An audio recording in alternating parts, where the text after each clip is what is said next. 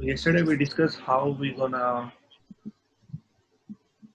virtual network works. So once again I am telling you, and Numan, if you do not understand anything, please do let me know. Okay. All right. So again the same scenario. This is my laptop, which has only one interface. But when I install a workstation or VMware Fusion in my laptop, it's a new switch. So that switch will be attached with two interfaces. One is known as VMNet 8 and another one is known as VMNet 1. So this will be directly linked to this interface, and this will be another interface with different IP address, might be like 192 address, or it might be like 172 address, any address it can be. So how this interface does is like it will do natting. So when the traffic hits this interface, it will do the natting and it will forward this address, this traffic to this interface. So let's see. When I install one virtual machine here, like Windows 10 here, if I attach this interface to this one, I will get address from any of this one. So when I get any of this one, if I want to ping Google, so what this interface does is like it will come to this interface by the same IP address. And this interface, what it does, like it will do netting, and it will change that to this interface IP address. That is like it might be anything. For me, it is 10.network. So from 192, it will do the netting to the 10.network.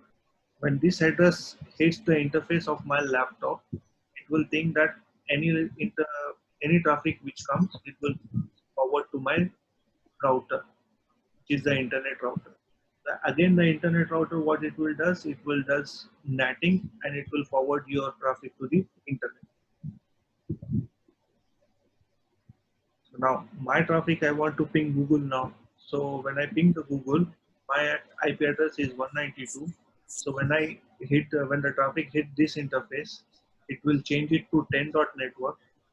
And after once it changes to 10.network, this interface forward this traffic to my router 10.network. So now the router looks into it. It is going to Google. So it will again do the writing here for 40 network, like my public IP address, and it will remove this private IP address and attach the public IP address, and it will forward that traffic to the internet. So Numan, clear for you how the virtual interface works? Okay, right. All clear? So now, so what I will do, I will deploy one virtual machine, and I will show you that you will be having one private IP address and one public IP address. So I quickly go to the options and virtual machines here. So I will create a new virtual machine. So I will be discussing in depth of this virtual machine later on, but not now. For now, I will be just creating the virtual machine.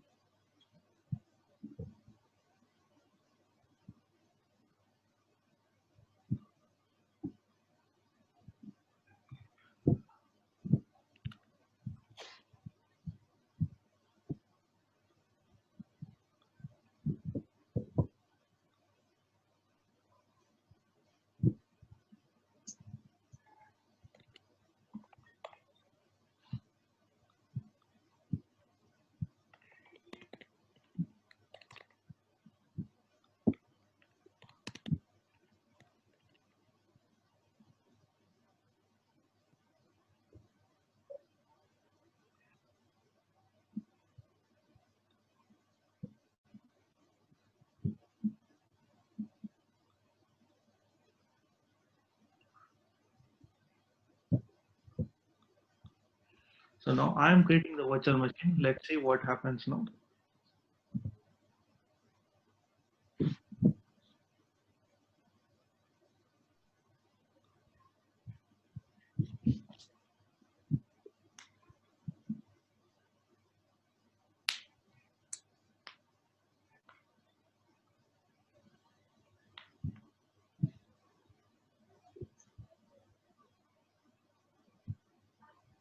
So anyone have any doubts with the virtual networking?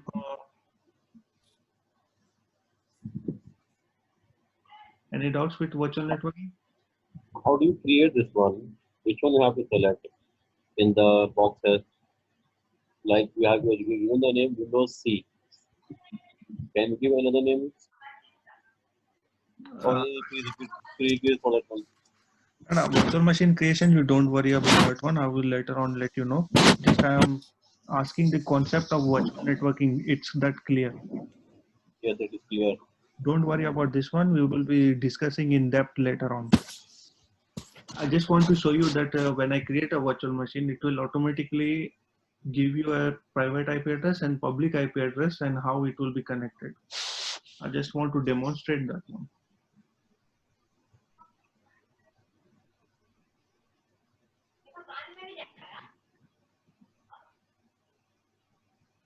So it will take like 2 to 4 minutes to deploy this Windows 2016 data center.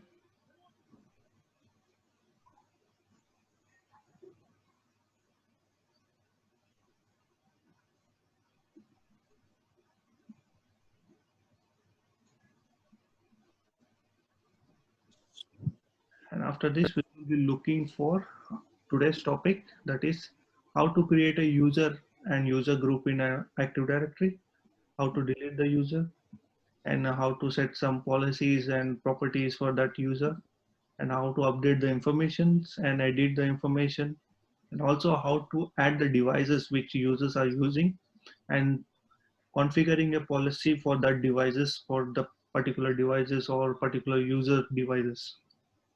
And we will see how to create the guest accounts, how to add the guests, and also how to set the self-service password reset. Okay, so once, yeah, it's already done here.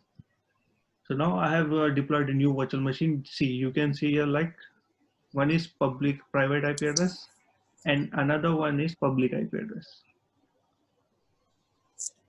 So, so whenever I want to go to the internet, this 10 dot network will go to the main interface and it will do netting. So when it hits the netting interface, then it will remove this private IP address and it will attach this public IP address and send it to the internet. So everyone clear about this one? Yes. Ji All right, stop.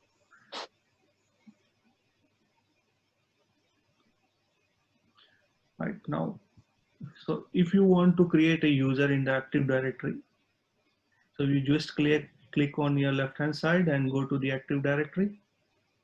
So Active Directory is nothing but where you maintain your users and user groups, just like Windows Server Active Directory. But we can also connect to the Windows servers, which is on your premises, on premises, to this Azure Active Directory. So we will be seeing at the end of the class how to connect that on-premises Active Directory services to the Azure Active Directory services. So now this is the Active Directory of Azure. So here is the overview. Here is the getting started for you to get started. So how to create all the information you will be getting here. So if you want to watch the videos are also available for you. If you have any problems, like there will be some common problems which will show up here. So these are the common problems you will be facing while adding a user or doing something in the Azure Active Directory. So if you think this your issue is listed in this one, you can just click on troubleshoot and you can find how to resolve that issue. Now coming to the first topic today, creating a user. So I just click on the user on the left hand side and I can see that in my organization there are many people who are already added, but I want to add a new user. So I click on new user and I will say a name like Smith, and I will say like I have like different domains here. So I will select one of the domains like saras.kit maybe, and I will give his name only Smith. This is the given name, means this name will be called to a person. That's the name. Or you can provide full name like Smith John something. Now here is the auto-generated password, or let me create the password. It's up to you. But I usually go with the auto-generated one, and I will say show password, and I copy this password. And now groups you will see after this one. So if I have created any group, then I will select a group. The groups will be show up here, and I can select any group, but we have not created yet for our class, so I am not selecting anything. So I can also assign a role here, but since we are not into the role base now, so I'm not discussing about this one.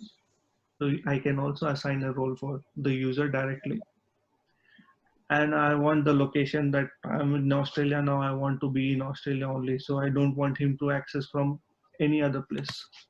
I will say like Australia. So whenever he is in Australia, then only he is able to log in. That is the only condition for him. So here is the job title. If he gets any IT security, it's up to you. Anything you can give. So IT department. When I click on create, it will be created now. So now I want to find Smith. So here is the Smith. So when I click on Smith, I can see his information, what I have provided here.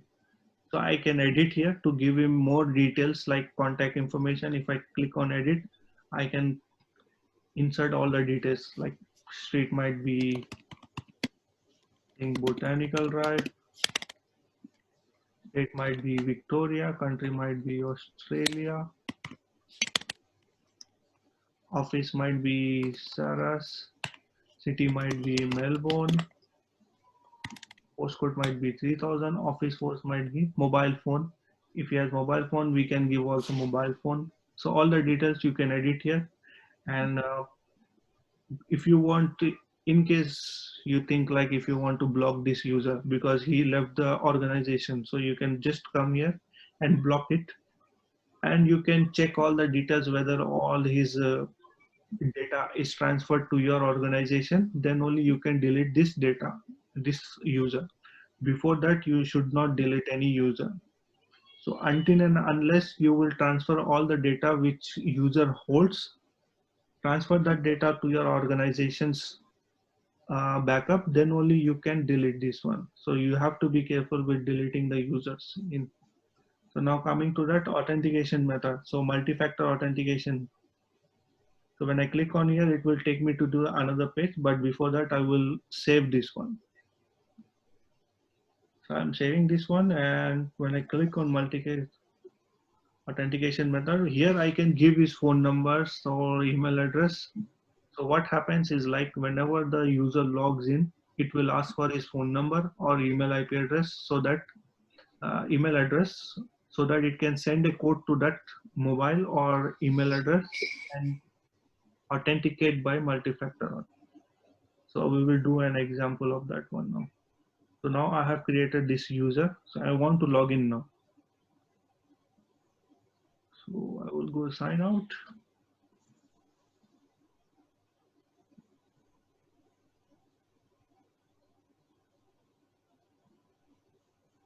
Use another account. Smith as here.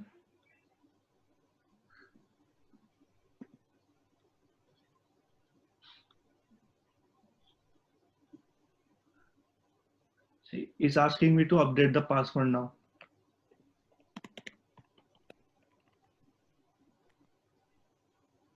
So this is the old password. Now this will be the new password.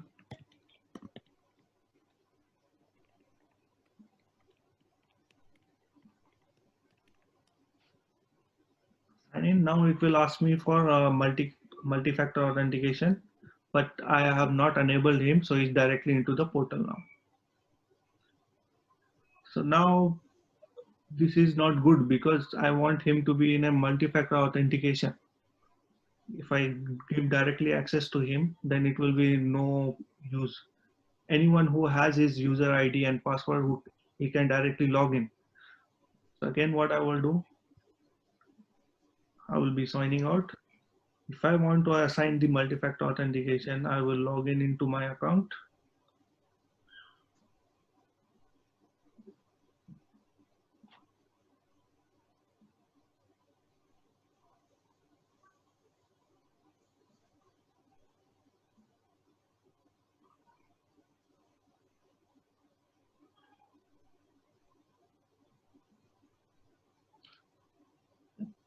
My multi-factor authentication has been done.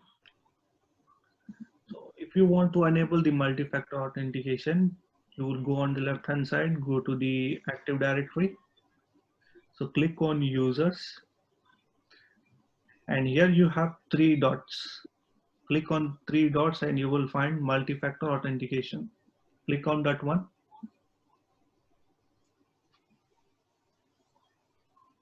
So when you click on that one and go to Smith now,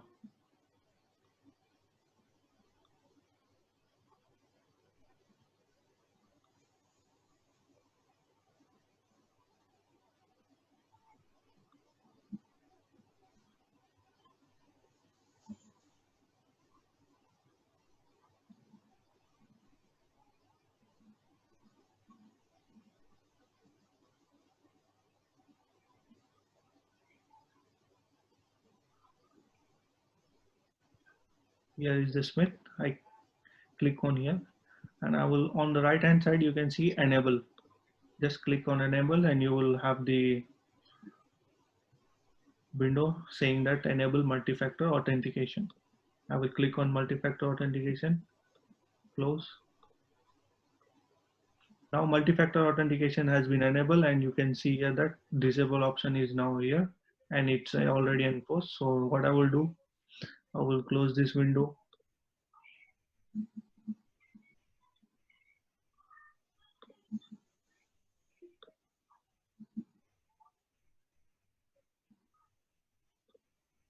Sign out.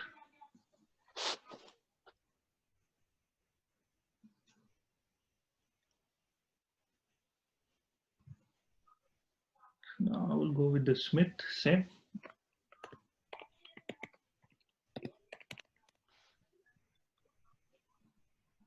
Now it's asking me like more information is required because now multi-factor authentication is enabled. So I will say next.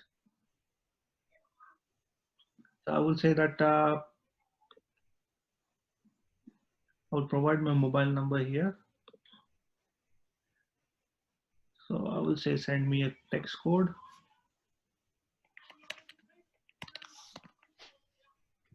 Now next. So it will be sending my text code.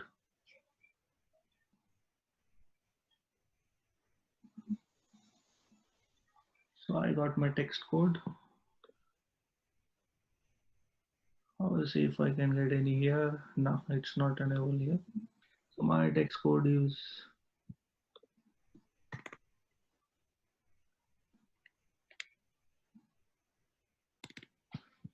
now verified. See, keep using the as existing application. So it's done. Everything is updated now. Now I am able to log in. So whenever now if I do another login, it will ask me for the same password. So I will go again, sign out. And again with Smith. So the password. See, it will directly send me the code now.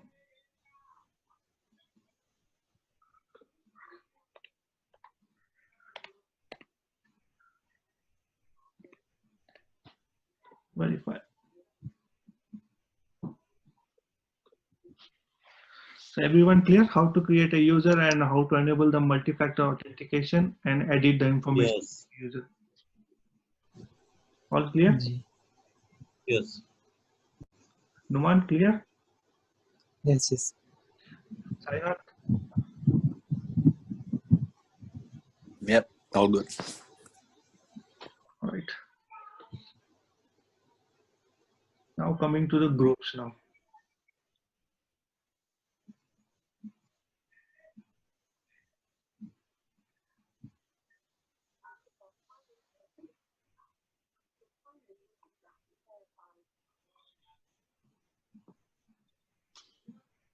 To create a group, same.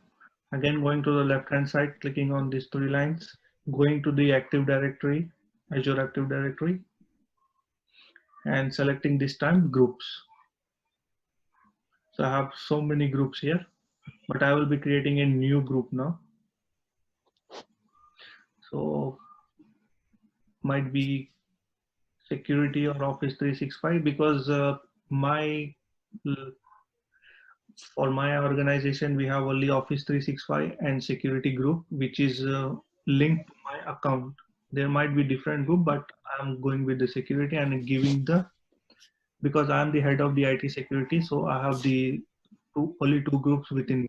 So I'm selecting the group and creating a subgroup inside that security group. So this security group is the large group. Inside that one, I am creating different kinds of subgroups. So I will say like sec1, security 1, 2, 3, group description, demo group, and membership. It's like if I want to assign a user or a device, but this time I want to assign a user. So if I want to select who will be the owner of this group, so I will click on owners and I click on like my name, select my name. That's it, I have selected. And if I want to add any more different members, I will add. So for this one, so dynamic user members, add dynamic query. This is the policy, not this one. So this one is owner done.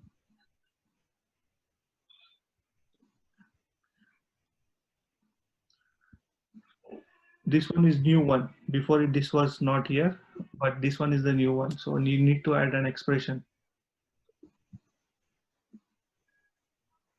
City.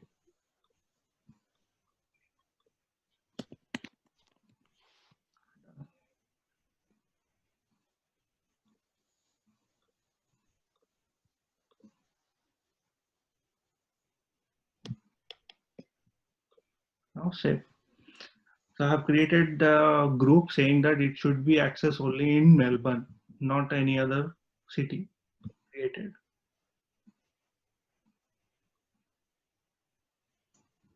Then they said need to edit this one.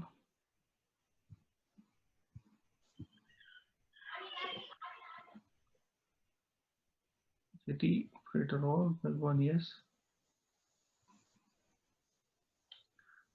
Give me a minute.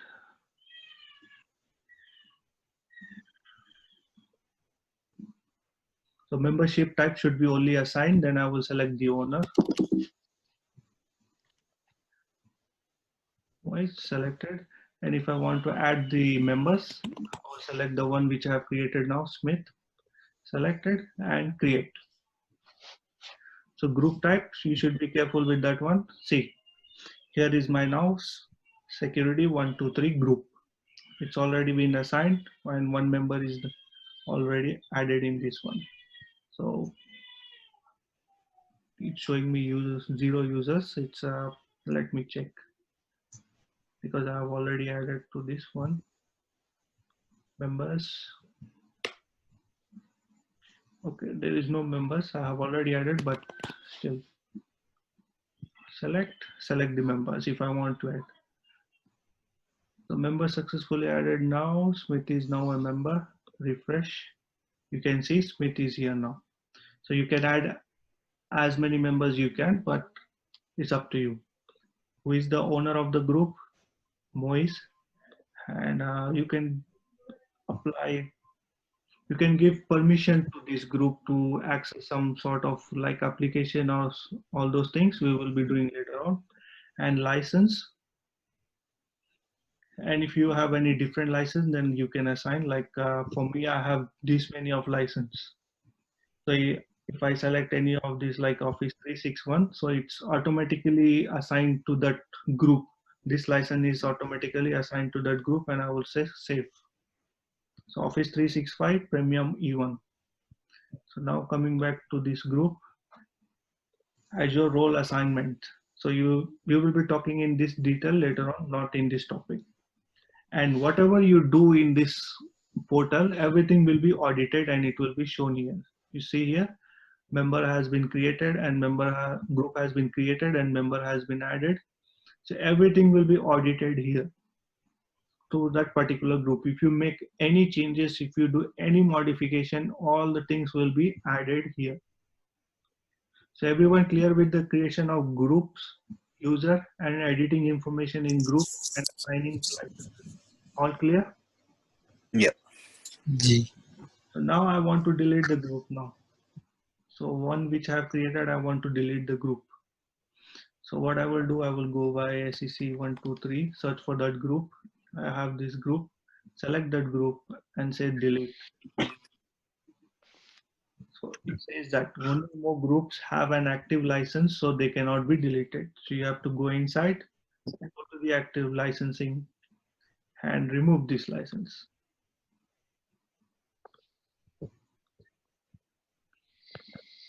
So license has been removed. I go to the group and delete now. Again, you see, I will do a refresh, delete, fail to do. So they are active license. I have removed the license, still it's saying so no license, nothing. I will remove the member from here. Okay.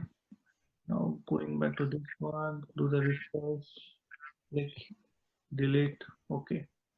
See.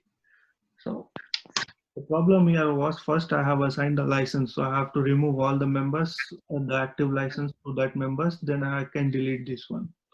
When I click on here, it will be deleted. Okay, it's so now if I want to see the deleted group, I can come into deleted group and I can find here. So I've deleted the group. Why it is not being deleted?